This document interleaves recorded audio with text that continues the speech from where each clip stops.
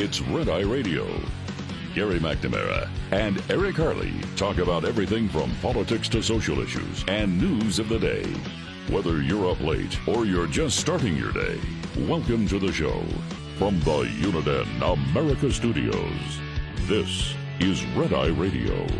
All across America, we are Red Eye Radio. He is Eric Harley, and I'm Gary McNamara. Good morning. Hello. Well, I've lived in Texas this time 26 years, okay? Yeah. I was here 3 years before in the 80s.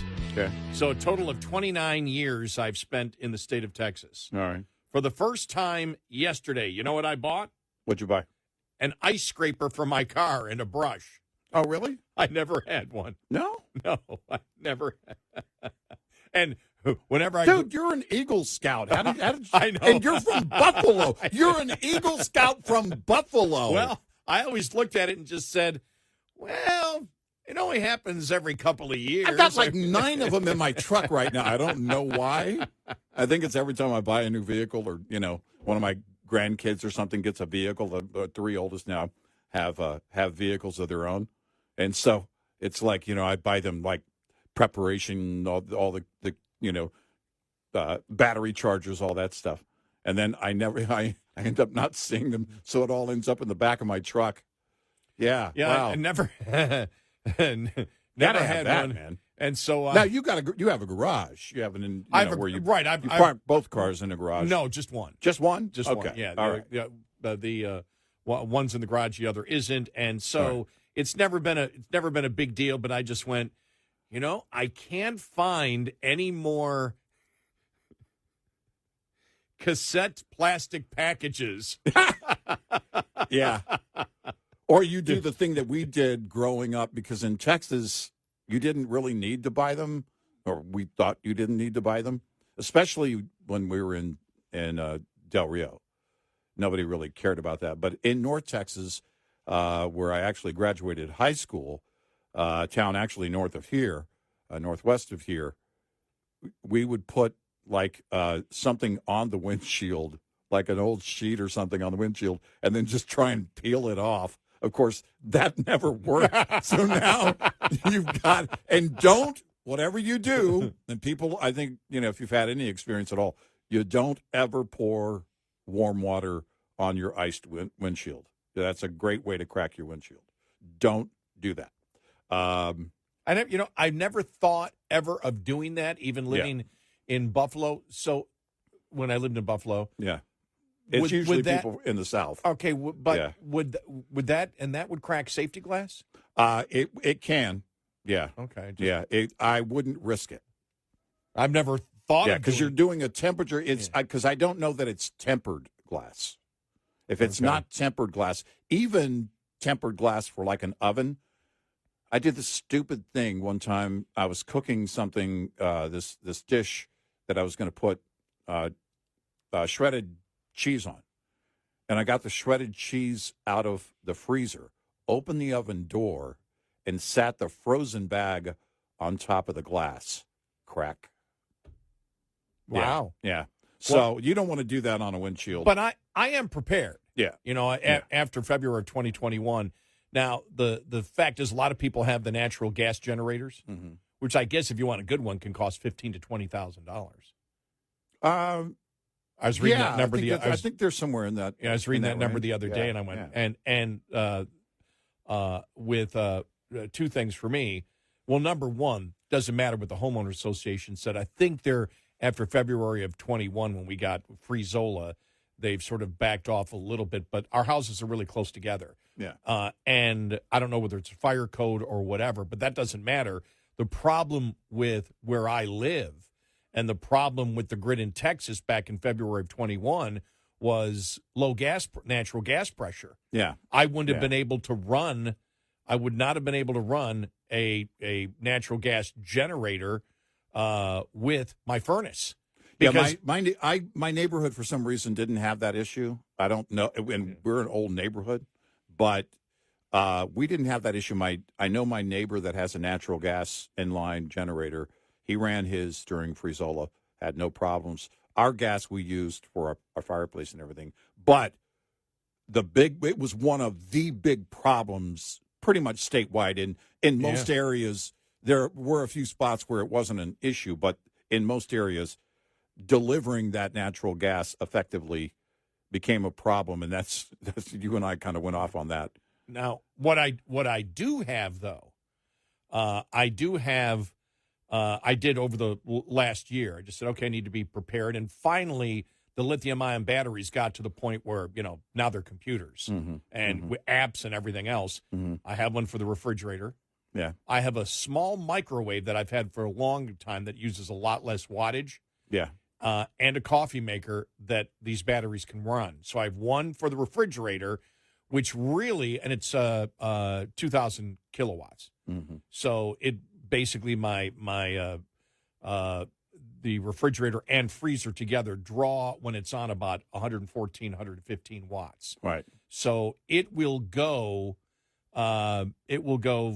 16, 17 hours, but you're not using it all the time.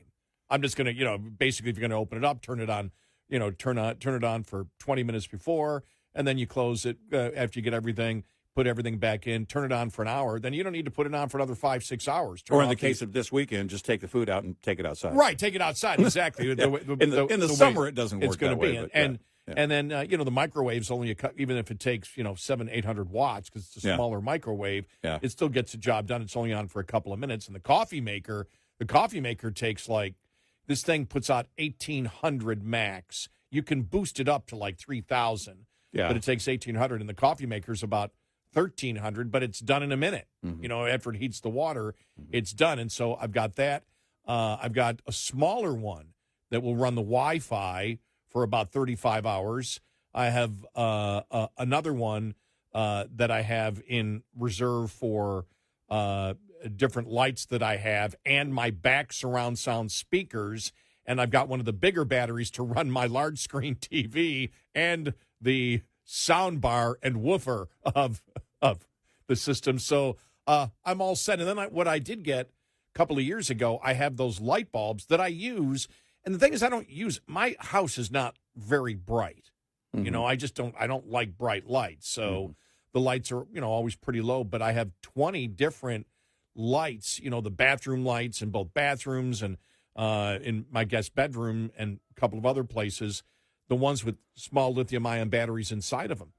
And they're always charged. You turn it on once a month. You just make sure you turn the lights on. And so those are ready to go if the power goes off. And I have so many of them that all I have to do is put on 2 or 3 at a time. I think I've got 20.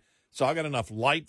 I've got enough. I figured it out. I have enough for about 3 or 4 days. I have not yet got the dual fuel generator, which is a propane, which I don't like to keep gasoline in my garage because it gets so dang hot in the summer in there, and it's attached to my house. Yeah, I've got a dual fuel portable. So and the one propane tank will charge all the batteries 3 times. And so once I get that, haven't got that yet. I don't expect that the power is going to be out. Even when it was last time, it was 14 hours, then 8 hours, and 4 hours, and that would be fine because my batteries recharge in an hour. My dual fuel is kind of unique. It's older. It runs on Everclear or tequila. Well, you got to save that though. You got to save that for Saturday night. But you see how wide? This thing. It's a huge storm. No, it's my God. This thing It's going. What they say, 160 million people. 160 million people basically are in the path of this. That will be affected at some level by the winter weather. And in Texas, I'm prepared to stay home. that's well, I've got everything I need. I can charge pretty much anything. I can cook just about anything. I don't know how many propane tanks. I've got the large ones, and I've never lost gas service to our house, and if we do, I'll go propane. And what I do have is I also have my my gas-powered fireplace, and I got 2 portable fans that run for 15 hours each. Right. And I've already tested them. They move the heat really. Yeah. I was pretty amazed. Wow, it really actually moves the heat, around. Number 8, my grandson said recently. It was probably a month ago. It was before Christmas, but he comes out, and when he woke up, I had the fireplace going already. And he goes, I don't see that. You guys don't turn the fireplace on much. And he was staying at the house. And he said, hey, can we cook on that fire? And I'm thinking, oh, he's thinking, right? He's thinking. And he'll be 7 coming up here in a few months. And I said, yeah, actually, we could cook. I mean, I could arrange to where we could cook things if we needed to, but our cooktop is actually gas as well. So I have a really large cooktop, and I can cook pretty much anything that I want. And my water heater never went out during the freeze-pocalypse. I had hot water anytime I wanted. And well, I had hot water, but the power went out. I still had hot water that I use sparingly because it keeps it warm. I mean, your power never went out at all? No, when the power went out, we still took hot showers because the pilot would come on. The pilot was already on; it was already lit, and so it's fully gas, and it delivered hot water. We had hot water. I have a fully gas tank. Isn't it an electronic igniter? I don't know. Yeah. I don't know if it has the I didn't think ignition about that. or not. Yeah. I didn't even think about that.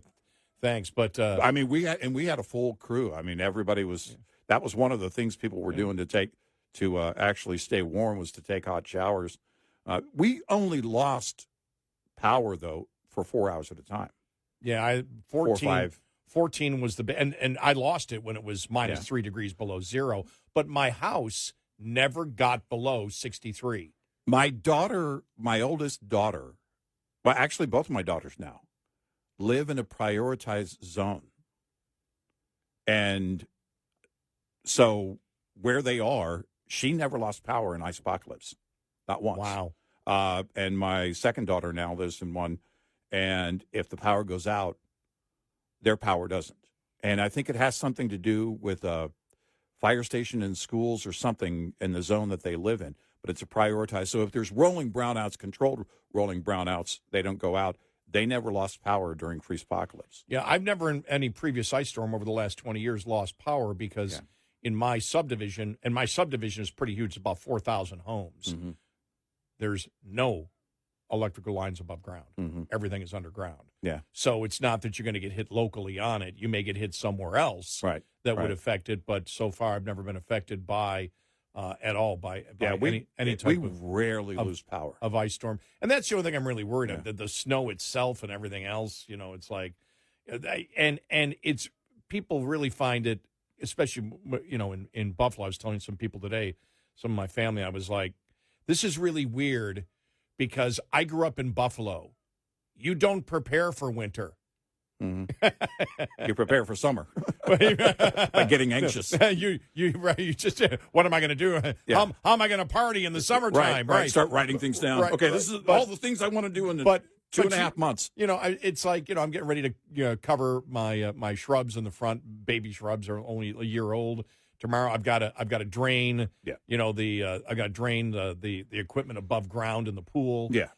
But then just put a tarp over. I mean, the tarp's just to keep it, from the snow from piling on top of it. Got to do my shrubs. And so, but it's like, I'm like, geez, I have to prepare for it. You grew up in Buffalo or you grew up in the North. You don't prepare for it. You're always, since winter is 11 months of the year, kidding. It's 11 and a half. Yeah. I mean, you're just always prepared for it. Here it's like, right. Oh, man, like the last 3 days, I'm like, I got to do this, got to make sure the chemicals in my pool years are ago, all set. I was telling Alan, I don't know, it was 3 or 4 or 5 years ago, whenever I first planted my Japanese boxwoods, and I have 31 of them, and I planted 31 of them. So they were babies, and, it was, I think freeze-pocalypse happened like the next year or something. Anyway, I went online. Okay, what do you do, right? You can't have anything that's touching the leaves, right? And it can't be plastic. So you got to put something up over it that will hold the cloth up, whether it's a sheet or whatever you're going to use, burlap, whatever you're going to use. But I was telling Alan, everything I researched were people that lived in like northern Wisconsin or Chicago or something, and they were basically batten down the hatches for the entire winter kind of plan. And I'm like, no, I just need a weekend. I don't know. I don't need, and so in Texas, I typically have to do it once a year. Typically, it's it's, apocalypse was different. This will be the first time this year. Yeah. I lost in my backyard everything. Yeah. Everything died. Right. Now, that's when it got down again to, what was it, -3 degrees below zero. The top half of my Chinese tallow, which goes from probably about 30 feet, or went from about 30 feet to about 45 feet, died. Had a guy come out, and I told him, I said, don't take the whole tree down. I want you to take it down to where those branches are no longer producing. Take that top half off, and I want to see if it comes back. And sure enough, man, it came all the way back. I was like, wow, I got lucky on that one. And that was the freeze apocalypse. That was the only thing I lost. It was interesting because I had some big bush. I don't even know what they are. Some big bushes. They were probably about 4 feet tall by that time, and they completely died. It's like, okay, I got to remove them. Spring came, and there were little leaves at the top of it, but all the middle section to the bottom was dead. Yeah. Yeah. So it was like nutrients were still getting to some of the branches on top. That's what happens. That was that's just really weird. Right. But, even when I didn't have the batteries or anything last time, I was still fine. I had enough. I mean, it's like, blankets, and it was still fine. But I want to it's always cold and dark in my house anyway. Yeah. So I want some comfort, though. It's like people laugh. They go, you mean you made sure the necessity was your big screen TV with the surround sound system? Yeah. You bet your life. Oh, yeah. Because then things seem normal, right? Right. Exactly. We are Red Eye Radio.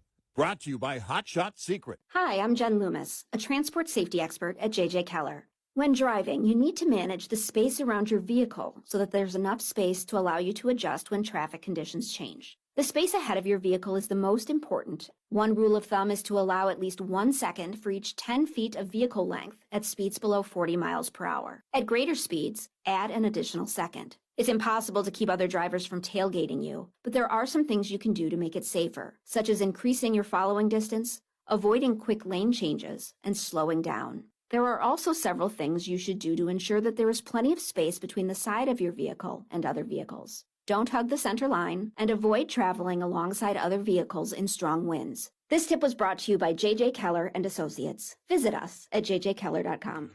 Get in touch with Red Eye Radio, toll free at 866-90-RED-EYE.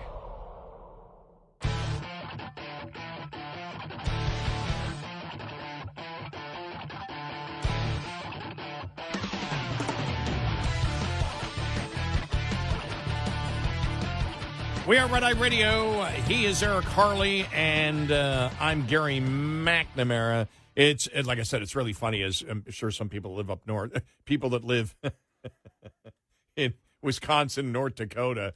Come on. Yeah. But the fact is, when you live down here, you don't have the street maintenance. That's really the big thing. You don't have the street maintenance. Yeah. You have a lot. Now, my home is a newer home, so I'm going to drip. Because living up north, I don't think all the time I lived up north. Even when I remember when I was in Rockford, Illinois, and I think it was the winter of 93, 94. Yeah. Where it got down to like minus 17 degrees below zero. Nobody was dripping their faucets. Right. Yeah. Here, I mean, my house being 19 years old, there are no exposed pipes anywhere. The newer homes just don't have. Mine was built in 68. I don't have any exposed pipes. I don't have any. Nothing in your attic? I have one in my attic that I have a shutoff valve for. Okay. It goes to a pot filler over the stove because we put the pot filler in just a few years ago. And it was easier to go in through the attic. And that one is insulated, but I shut my water off at the street, go in, drain that line, shut off that valve so no new water goes into it, and I don't have any problems. I haven't yet.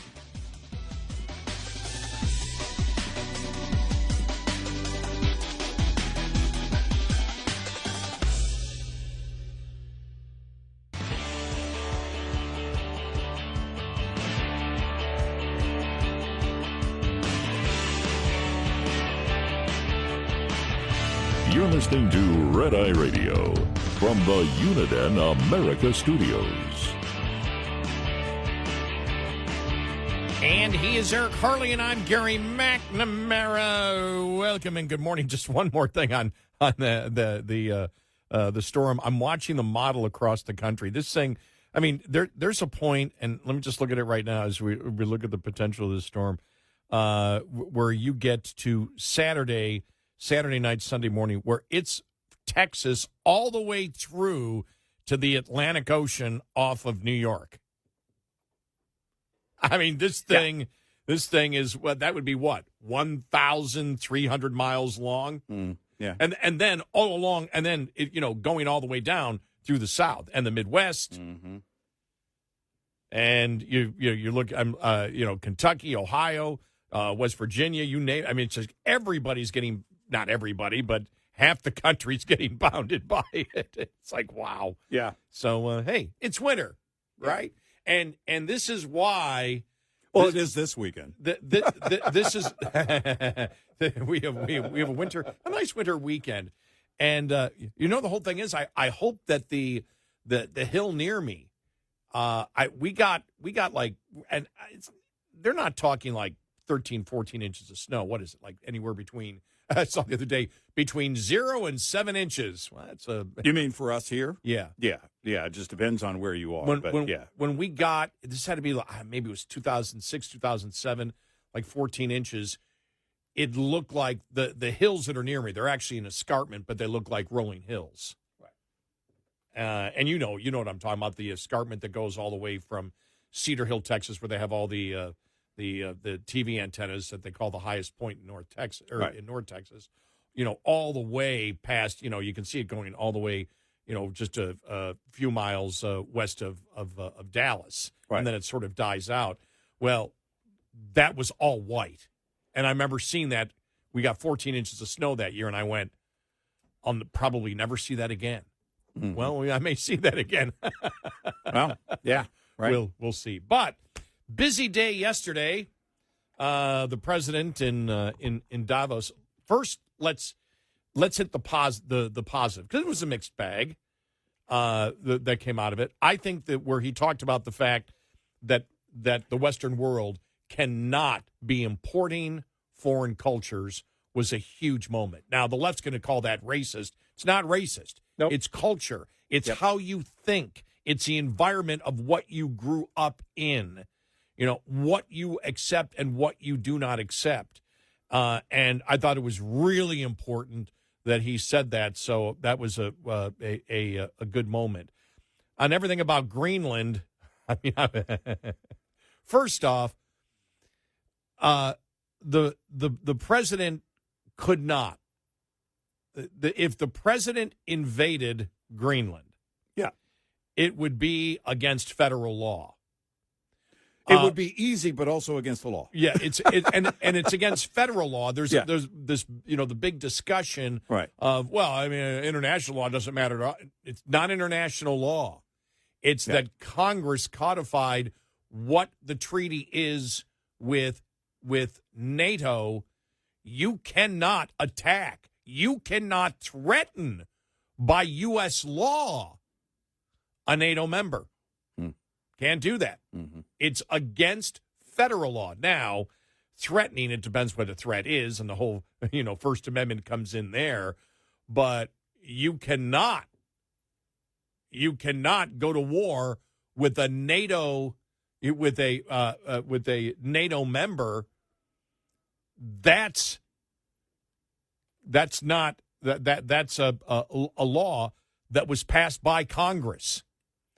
The other and so we always thought, this is just stupid. The whole thing was stupid.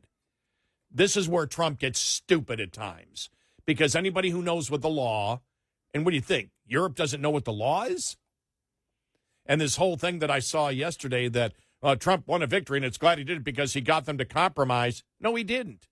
The 1951 treaty that we have with Greenland already allows us to put military bases over there. And NATO's fine with the U.S. doing more heavy lifting. Right. And, well, that's the one thing I had to chuckle They're at. like, if you want to expand, we're fine. You're not going to get ownership. You want to do more of the heavy lifting, go right ahead. Well, that was what was also interesting was where, it was like which is a good point. Yeah. I mean, when Trump went and told NATO, you got to pay your fair share, that's fine. Well, he's doing the same thing yesterday. You need to be more independent. You need to do it. That's you need fine. to take care of, as he's talking about the fact that the United States wants to build military bases, which will be U.S. taxpayer dollars, which will protect another, NATO country, right, that he's demanding that we get to do it.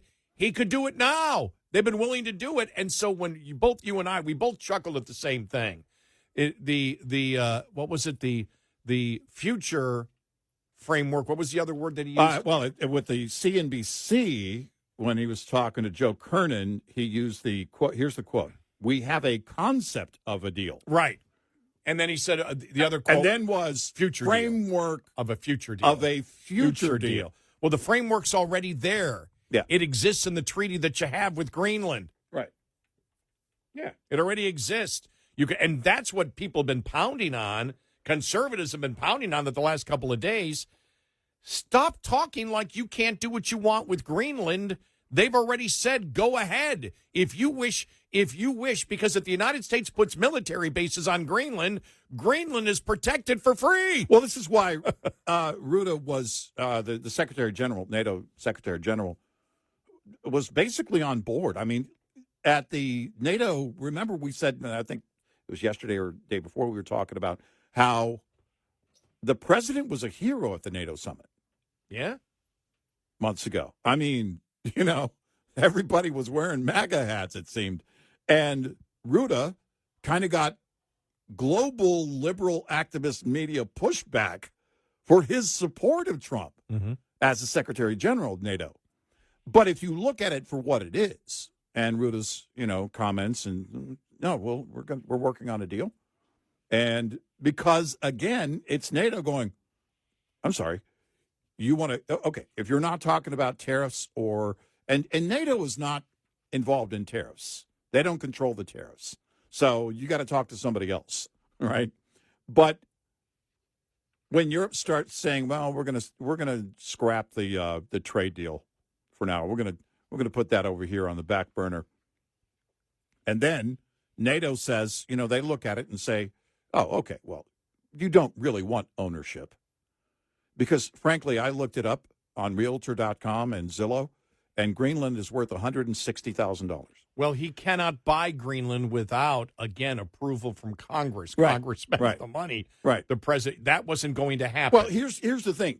It's, he made more money than their annual GDP since he's here in the past 18 months or so with this whole media deal. But you think about, again, what is necessary. And this wasn't the art of negotiation because there was never a need for the negotiation. It was there for the asking.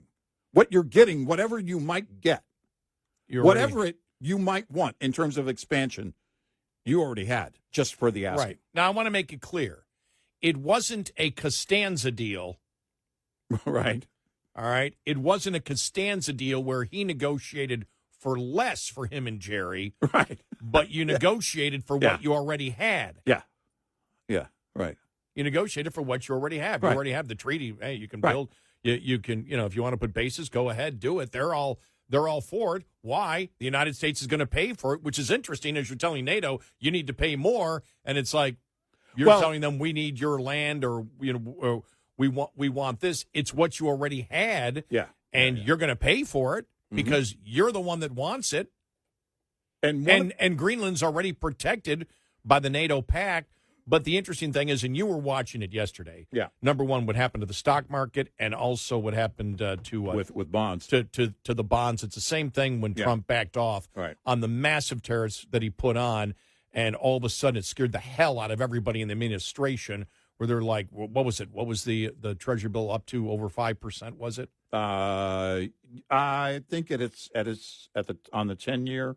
I forget what its peak was. It was. Yeah, it was. I thought it was. It was at 4.5 or maybe it was 4.5. 4.7. Yeah, and it scared. He had to back off it. Yeah. And they saw it happening again. And the other thing is with the entire tariffs, you made a future conceptual trade deal with Europe, and you're basically saying, well, I don't care about that. I'll still add on tariffs whenever I want. Well, then you've lost the trust of anybody. If you're going to make deals, and we said the same thing about Canada, the president made the trade deal with Canada. Nobody else was involved in that. It was all the president's men back in the first term. Mm-hmm. Mm-hmm. And then, and there were two things. He's made. Look, I don't like where Canada has gone. I've got relatives in Canada who aren't pleased with it. My grandfather came from Canada. Mm-hmm. The insane liberalism of where they're going is extremely bothersome, and Trump is right to criticize them. We don't need to import those cultures to this country. to criticize them, to criticize Europe for not believing in freedom of speech. Right. But that's a huge point, though. No, this is something that we've applauded. But that's the entire thing. When you're racist. You're talking about culture. No, I'll say the same thing. I'll say the same thing about Canada and people that don't believe in freedom of speech. Right. People that are and we're not talking minorities. Well, this is exactly what the administration was talking about when they were talking about that, and they have been for quite a while, telling these are our big trade partners, telling them, look, because you make the case very simply. We have sent countless men to their end in the name of freedom and free speech. And you're working against that. Yeah. We can't have that. It needs to be, and by the way, Congress needs to jump on this. Republicans, because Democrats won't. Right. Because what you're seeing in Canada and what you're seeing is in Europe, which is to degrade the First Amendment, right. Democrats are all behind. Right. Democrats don't believe in our constitutional First Amendment free speech. Right. They don't. Right. Only the things they like to say. And exactly. And we know it. We know it. We know it because of California. Remember the law they put in about using the proper pronouns. And if you don't, remember, you could have ended up in jail or you could be fined. And remember the Human Rights Council, member of New York City? Remember all that stuff that went on there? Well, here's the thing. Of all the amendments, ironically, the left, the Democrats, the only one they look and support to, show support to, is the Fifth Amendment, which ironically is the right to shut the hell up. And they won't do it. and so he's absolutely right there. But when it came to Canada, and he was talking about how unfair it was, you created that trade deal. Yeah. You did it. Nobody else was involved in it. Right. Only you and your people were involved in creating it. And then Canada became the enemy because of unfair trade practices, which is what Trump negotiated. Well, this is, that's it. It's, which is bizarre. Yesterday it was riding that fence. We're going to do this and we won't need tariffs. That was a definitive statement and part of the speech. Think about that. He had to say that at the podium and, part of the message. I said speech, but message that was going to be conveyed, and that was planned. But then later he was asked about it, and he said, well, we can go back to tariffs anytime we need to. Well, that's the having it both ways, riding the fence. Well, no, don't get too comfortable, because if we need tariffs, we'll go back to tariffs. Well, but every time you do, there's a walk back of those tariffs, including your own walk back of the tariffs, 200-plus food products that get an exemption because, and this was their message, where we need to bring prices down. So those are for American families. So these are, all of these positions here are all over the place. And at the end of it, what you saw was, oh, yeah, I'm not going to win this. Let's tame the markets here and let's get this behind us. And that's what happened. We are Red Eye Radio. Coming up, more with Gary McNamara and Eric Harley. It's Red Eye Radio.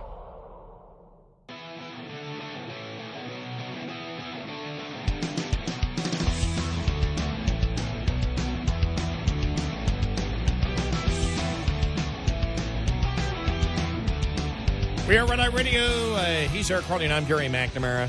All right, so the whole Greenland thing is done now. So that's yeah, no, it was clear that was the effort yesterday.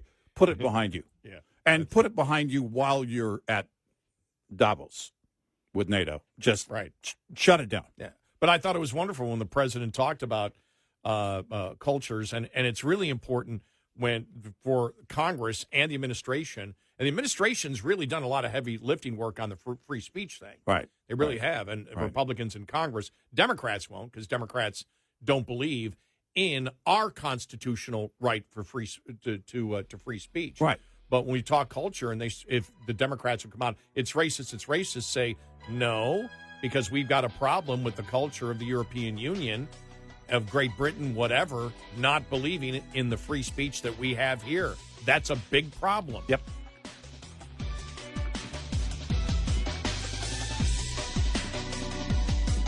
Top of the Hour News is brought to you by House Products. Visit houseproducts.com. This is Red Eye Radio on Westwood One.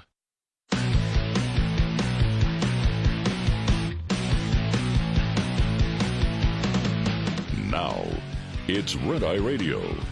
Gary McNamara and Eric Harley talk about everything from politics to social issues and news of the day.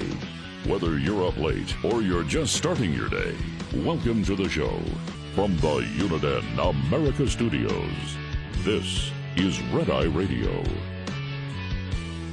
All across America, we are Red Eye Radio. He is Eric Harley, and I'm Gary McNamara. Good morning. Welcome. Thank you for being here. Thank you. Thank you. Very quickly, the reason that the whole thing of going to war with Greenland, and we said it previously, is just stupid, is because the president couldn't do it. Just so you know, the history of the law. For example, NATO's Article 1, which again, the NATO is a treaty, which makes it the law of the land because the Senate has approved of it, which means this is not international law, it's U.S. law. Makes it illegal for the U.S. to exercise the threat or use of force in any manner inconsistent with the purposes of the United Nations. That's U.S. law. Mm-hmm. It may be UN law, but the United States, through ratification of that, has made it U.S. law. Yeah. The UN Charter, adapted by the Senate in 1945, also is U.S. law, and it bans the U.S. from issuing, quote, the threat or use of force against the territorial integrity of a non-offending member state. In 2023, Congress further expressed its will by preventing a president from withdrawing from NATO without two-thirds Senate vote. So all of this is U.S. law. That's why we said from the beginning, this is a stupid argument he's trying to make. The NATO countries know it. Europe knows it. They know it's U.S. law. The president can't do it.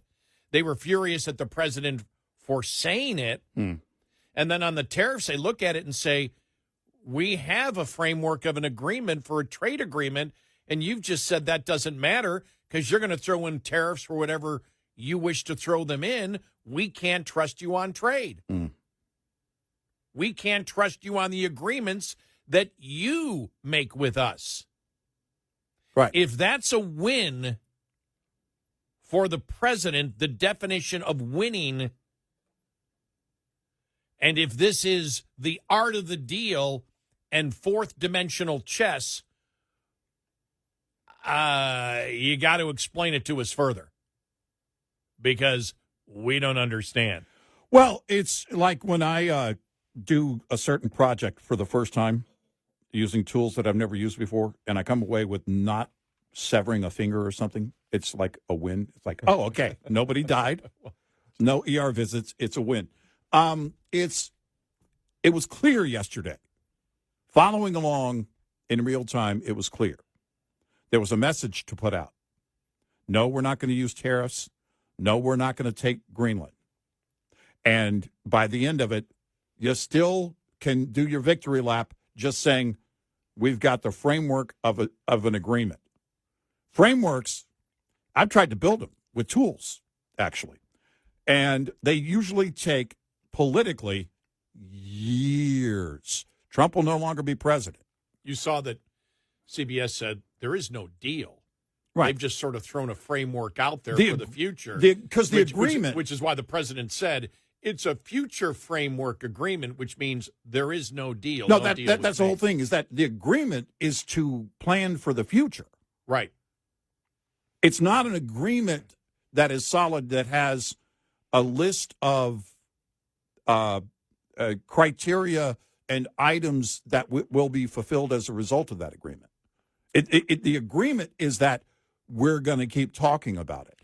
It's one of the reasons that I really don't. I mean, I listen and I pay attention to what the president says, but what the president says doesn't mean anything to me anymore, and it hasn't for a long time. All I care about is what are his actions. Right. What actually takes place. What are the actions that come out? Right. Trump speaking has been consistently his own worst enemy. Yeah. Well, just like the left has really only had his words to use against him, he's also taken advantage of using his own words against himself. And that's the mixed message. We said it the other night. I think that, again, this goes back to early in the tariff game. Just make your case.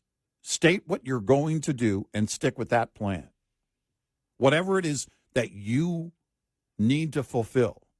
It wasn't until Tuesday morning of this week on the whole Greenland thing that the Treasury Secretary Bessent said in a speech, well, this is about the Golden Dome and security of the Western Hemisphere. We knew it was about a strategic plan of some sort. That was it. But Bessent never made the case as to why you need Greenland. You need a larger footprint, I think. I don't know if that was the exact words, but basically that's what he said. But again, that's been there for the asking the whole time. Yeah. Whatever it's going to be in the Arctic region that NATO was a part of, they're absolutely okay with that because, again, I think NATO looks at this and says, hey, look, they want to, again, anytime the U.S. wants to do the heavy lifting on something, that's great. But when it comes to Russia, that is a problem. When it comes to China, that is a problem. And if the U.S. wants to step up and expand their footprint in that region, that's great. They don't get ownership. Well, the president was asked the question yesterday. Yeah, it was a CNN question. All of his influencers were talking as if Trump, what a successful answer he had against Caitlin Collins. And she said, if you want Greenland because you're afraid of Russia, why are you putting Putin on the board of peace in Gaza? Right. And he didn't answer the question. He just said, well, everybody wants to be on the board, and we want everybody in the world to be on the board. That doesn't answer the question. If he's your enemy where you're actually threatening, even though there is no threat there because he can't do it, militarily take over Greenland, he can't do it by U.S. law. If you're willing to lose the public, because their own internal polling showed that the whole military thing, Republicans, almost 70% of Republicans didn't want it. Right. Like 90% of independents. The United States is not a country where the president says we're going to take over this country by force. Right.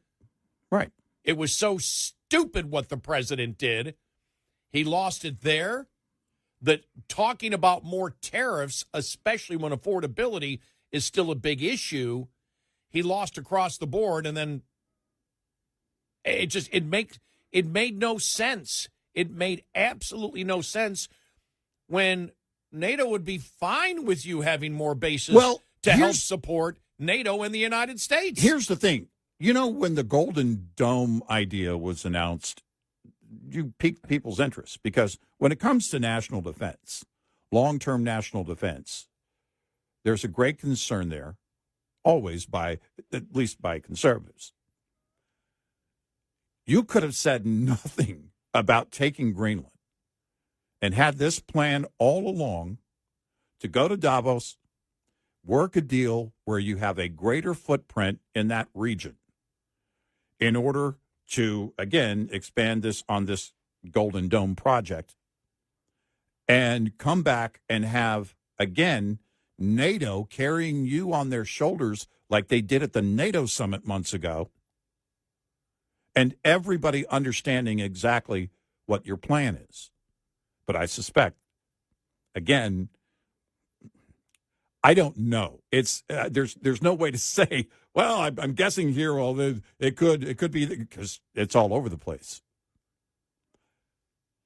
But the problem is that if you create the chaos and then believe by coming back and calming everybody down, you get a win by getting everybody worked up, all you do is create greater uncertainty for the future. That's the thing, is that then nobody can trust you on anything, and you haven't really even pulled the trigger on anything. This is the problem. Well, you did. You pulled the trigger on shooting yourself in your own foot. And everybody looks at that and says, we don't know what to think. Don't move. We don't know what he's going to say tomorrow, because it moves the markets for a reason. Well, that's the whole point. You had all the polls, Republicans, the whole military thing, the tariff thing. There was no upside to it. None. Right. And it just, it's self-inflicted. The markets reacted. The polls reacted. The vast majority of Republicans were against what you were doing. Where's the win? What was the purpose of it? Right. You could have actually gotten something, at least by conservative standards. You could have gotten something by coming back or announcing at Davos, we have a plan to talk about, again, greater security. And when you want to talk about greater security in the Western Hemisphere, that's something that the administration has been putting out there consistently in recent months. The survival of the United States in a war is critical to NATO. Again, that's that's the whole thing. If you can't destroy the United States, it's an easy win to get without saying anything and coming back. Going up to the podium at Davos, you don't say anything. You go to the podium at Davos and say, "This is our long-term plan. We're going to begin negotiations now, so that we can keep a great defense system for free people through this expansion, through this project, whatever you want to, however you want to frame it." The 1951 treaty already gives us the ability to have bases. Exactly. We would like to go a little further with that. We believe this will help everybody involved. Where we believe we may mount more of an agreement, because this is more about a Golden Dome than just NATO. Yeah. I mean, but when you do something that everyone knows you can't do, everyone knew, anyone who pays attention, and they know U.S. law, the president never had the ability to attack Greenland. Right. Why are you bluffing on something that everybody knows you can't do? Well, and then, the question was asked, well, so are you still going to look to take control of Greenland? And he paused and he said, well, this is a long-term deal, which, by the way, is, I'll translate, no, we're not taking control of Greenland, as you don't need to. So just wanted to explain the law to everybody so everybody knows specifically what the U.S. law is, so you understand, what we're saying. Everything that we say about when we criticize the Republicans or Trump is because we want them to win. Yeah, no, we don't want national defense. We don't want Democrats to win. This is the first real misstep on national defense, and it was just words. Thank God, it wasn't actually action. Well, we said the other day it's disappointing because he's had so much great success in foreign policy. Right, and thank goodness there wasn't a full-on trip and falling on the face. Right. It was just politically. It's going away. You're shaking the trust in individuals, and you can't do that on this level when you've accomplished so much on these other geopolitical levels. This was totally unnecessary. We are Red Eye Radio. This morning's USDA Farm Report is brought to you by House Products. Tested, trusted, guaranteed since 1920. A southern storm track combined with a northern cold front. This is going to take place later this week across the southern half of the United States, extending a more than 2,000-mile swath from the southern Rockies all the way to the middle and portions of the southern Atlantic coast. Culminating, according to USDA meteorologist Brad Rippey, in significant winter precipitation totals. Everything will kick off late Thursday into Friday across parts of the southwestern United States, moving eastward and reaching the mid and southern Atlantic coast late Saturday and early Sunday. Snow, freezing rain, and sleet, plus high winds, could increase potential for power outages in affected areas. Rippey adds there is a sharp northern cap to the precipitation, raising concerns about bitter cold and exposed winter wheat growing areas in the northern plains, with sub-zero temperatures perhaps reaching as far south as the central plains. I'm Ron Bain reporting for the U.S. Department of Agriculture in Washington, D.C. This report brought to you by Cenex Fuels and Lubes. We'll be right back with more Red Eye Radio with Eric Harley and Gary McNamara.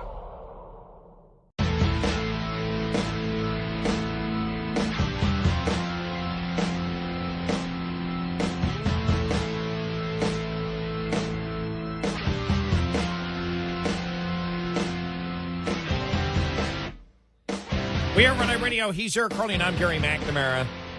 All right, Minneapolis. Before we get to this audio cut, very briefly, I want to get to it before the bottom of the hour, this audio cut. But you and I both remember during the whole defund the police and Minneapolis last time, and how that spread across the nation. You and I always remember the two white liberal women screaming at the black cop, telling him he is a traitor to his race because he's a police officer. All right, let's go to 2.0 now. Okay. This is the Fox News report on it.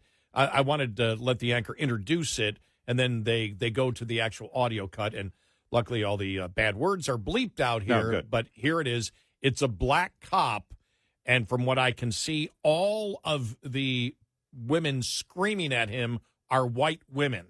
Wow. Here we go. Sad moment, really, on the streets of St. Paul, Minnesota.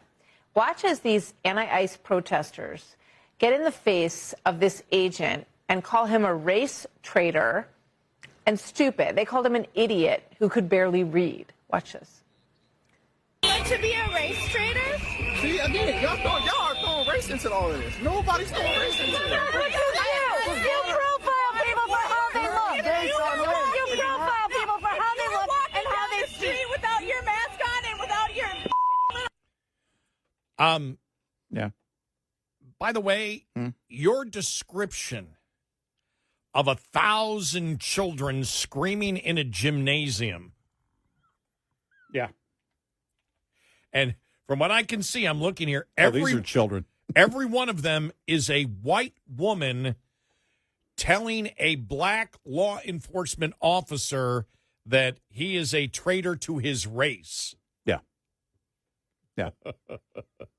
By the way, they weren't screaming about the masks with Antifa, were they? No. No.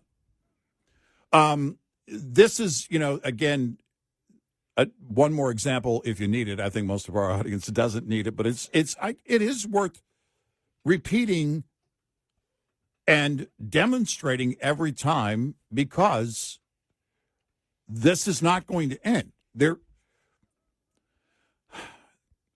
was some thought, I think, in the first couple of days after the 24 election. And you and I are quick to temper things, when we see things, it's like, well, hold on, doesn't mean that the whole world is going further to the right. There were things that people were sick of, that Biden screwed up. And if you look at how bad Biden was, oh my gosh, it was inevitable. And the win was inevitable, but Trump gets the credit for the greatest political comeback in American history, in my opinion. But we temper that with, that doesn't mean the left is gone and done. No. That doesn't mean it's over. Over? It's In fact, it was inevitable that it would get even worse because Trump was coming back. Mm-hmm. It was inevitable that we were going to see more of this. They thought they had won during the whole mostly peaceful protest. They thought they won during the Black Lives Matter. They thought they had won during the defund the police. They thought they had won on everything, and they haven't. They haven't won, but they're not done. And they are fairly sizable in terms of people still voting for the Democratic Party.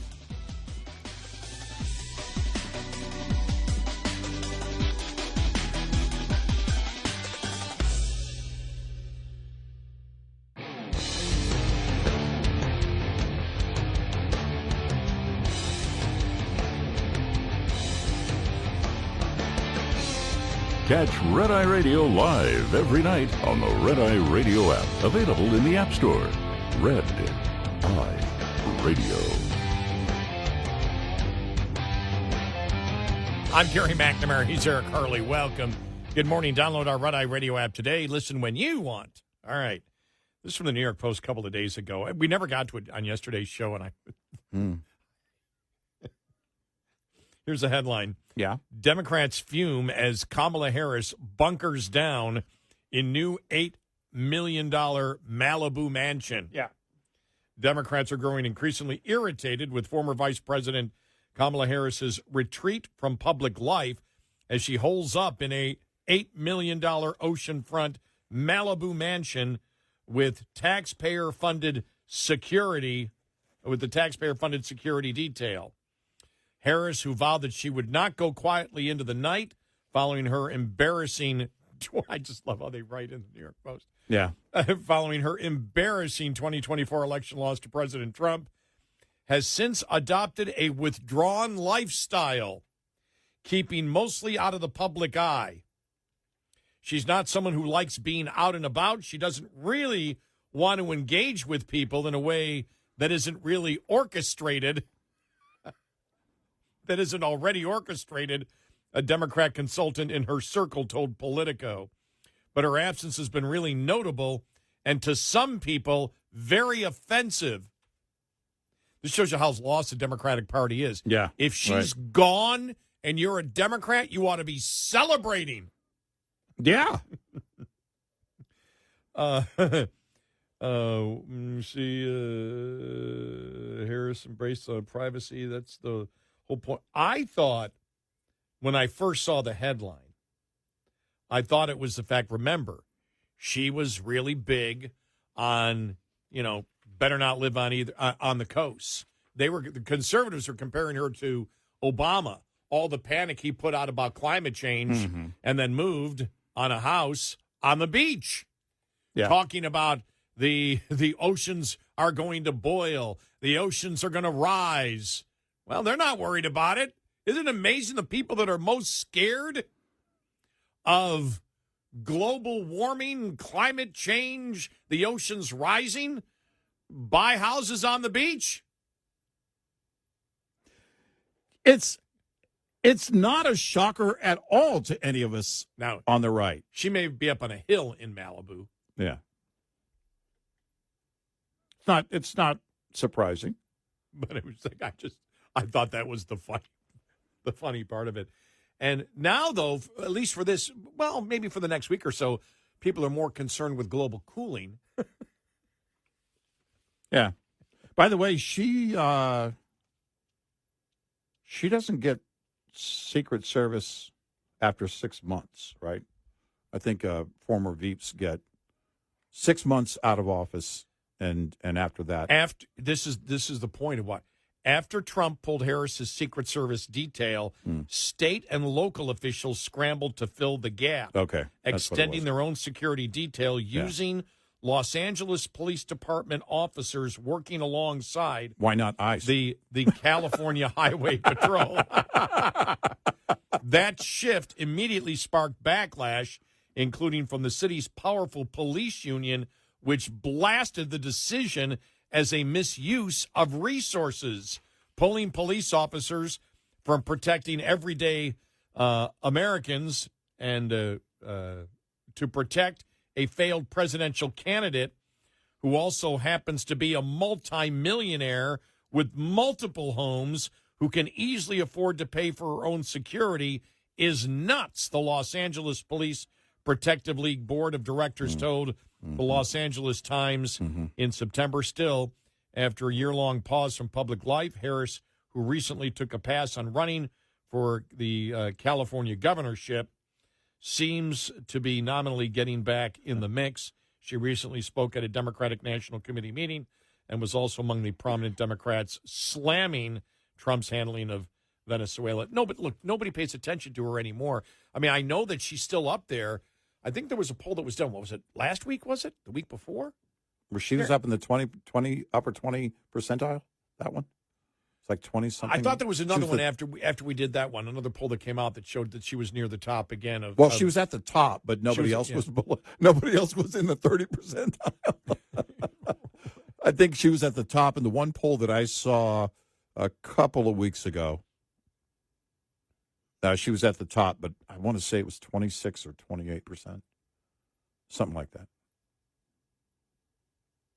But wait until it's time, right? And wait until Tim Walz announces.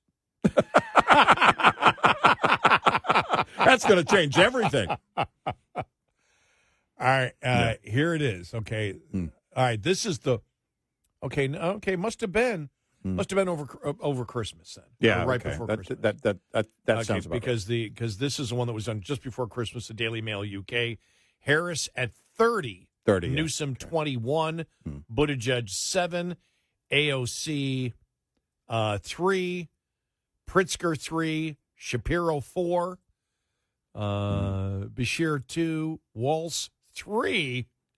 Wonder what that is now. So you're saying there's a chance. Kelly 4 and Booker Spartacus 3. Yeah, okay. But, because that was the last. You know why? That's what we said. This is what's crazy about it. I do remember talking about this now because we compared that poll to the poll that was taken at the exact same time, which was Atlas Intel, that showed, remember, the one poll showed Harris at 30, Newsom at 21. The other poll that was done by Atlas Intel showed Newsom at 35 and Harris at 8. Mm-hmm. And Buttigieg at 15 and AOC at 16. Something is wrong with the methodology there.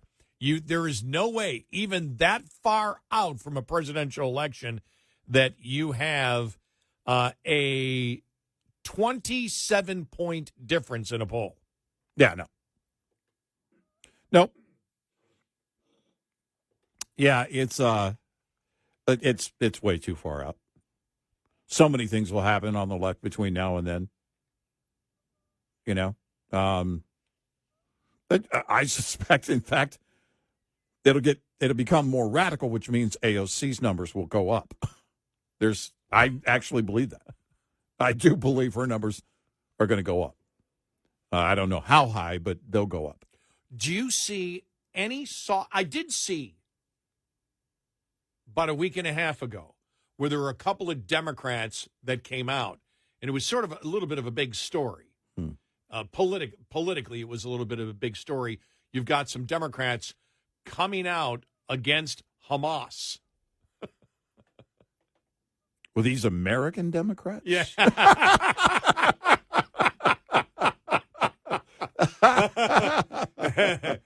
You sure it wasn't Labor Party over in the UK? And coming out against anti-Semitism. All right. And then right after that story came out. Wait. Yeah. What? Whoa. I forgot who the You're Democrats were. Pro-Democrats. You sure this wasn't like from years ago? I swear, I'm not doing acid. The funny thing. Pro-Hamas and anti-Semites? The funny thing is, I say acid. Anybody who's like under 30 who's listening is going, acid? I mean, mushrooms. Well, won't that burn you? Right. Yeah, mushrooms. Well, the brain, yeah. But it's all natural, man.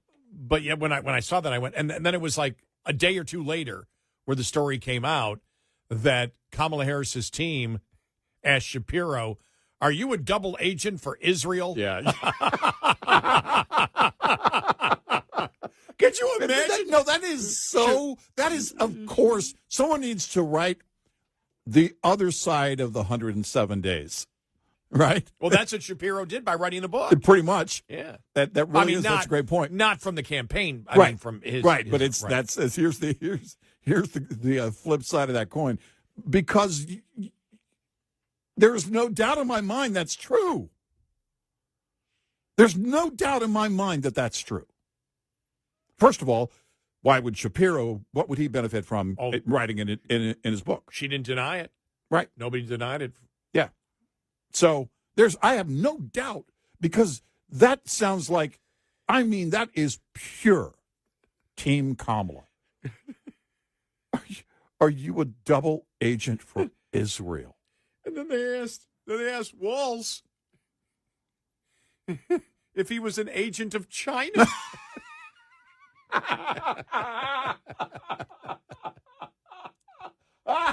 Why? Because of his DoorDash orders? I have no idea, but it's gosh. But it's like, the thing is, the people that were doing the vetting in the Kamala Harris campaign, it shows you that they're like, we got some pretty radical people, so we got to ask these questions. No, that's a great point. gotta- Because the Shapiro thing.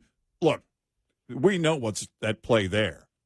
That was really more of an accusation, less of a question, right? because we talked about it in that moment when they didn't choose Shapiro for the ticket. Right. We said that's how radical Yeah. the Democrats are. They cannot have a Jewish person Right. run for national office. Well, but here's the question. Beyond those two, beyond Walz and Shapiro, anybody that would be considered in a situation like that in the Democratic Party, you made a great point. It's so sketchy right now with the Democrats, especially she was, keep in mind, sitting vice president under Joe Biden with all of the foreign ties baggage that he had. They had to answer or ask those questions. They felt anybody in our party is suspect. Yeah. We got to worry about whether people in our party are agents of Israel or agents of China. Right. This is why, because when we say, when they use racism and everything else, that's how they think. This is why they came up with Russian collusion. Who was actually colluding with the Russians? Hillary. Iggy Danchenko. Yep. We even know the name. We know Iggy's name. I think I can tell you what kind of bourbon he was drinking. Or maybe it was vodka. He's Russian. I don't know. But it was when they come up with the whole it wasn't Tito's dossier. Yeah, it wasn't Tito's. Nope, it was not. That's for sure. But there's Oh my God. there's the thing. That's where they are. You have to interview everybody. I mean, you look at Mamdani's staffers and what he was putting together. Oh my. And then it was a train wreck. And everybody that was, named and, was kind of on board unofficially before he was sworn in, it was like, oh my gosh, okay, their baggage. Oh, wait a minute. Nope, that can't work. That's not going to work. That person isn't going to work. But beyond that, at the level that the intent was for Tim Walz to become vice president, are you an agent of China? Wow. I got to know more about that. Somebody's got to do a book. Someone's got to do a better book. I guess I'll have to read Shapiro's book, but they're gonna have to do more investigation on this. On your point of everybody on their side is suspect. You have to ask these questions. Maybe it was with Shapiro. We know why they asked that question. Maybe it was the story that came out a couple of days ago from the Telegraph that was Kamala Harris remained shockingly popular. Democrats ought to be terrified. Maybe that's what I was thinking. Yeah, okay. Maybe that was. Yeah, I'd I seen saw that that. article. I saw that too. Yeah. Right. So maybe that's what I was thinking. There Yeah. wasn't a poll. It was that. Yeah. My God, she's still popular. What Right. Democrats, what the hell is wrong with No, you? you have to be you or if you're so delusional, you bought into the whole thing that it wasn't about, it wasn't her problem. She's not the reason, that it was that she lost. You're so delusional. You think she'd make a good president. Yeah. We are Red Eye Radio. Get in touch with Red Eye Radio, toll free at 866-90-RED-EYE.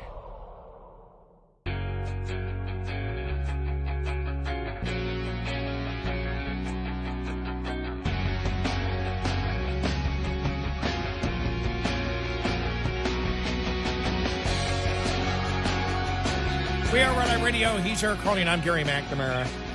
All right, my headline of the week was, there's many of them, but this one caught my fancy. Yeah. Minnesota Governor Walz invites Trump to visit state to see our values in action. Huh? Really? Like fraud? Yeah. It's like, Right. like protecting illegal immigrant criminals? It looks like a daycare. The sign says daycare, but open the doors. Huh? Just because it looks like a daycare, It identifies as a the daycare. doesn't necessarily mean That's right. it's a daycare. Right. It's the opposite of the duck thing. They can identify as a daycare if they want to identify as a daycare, and you don't get to say they can't.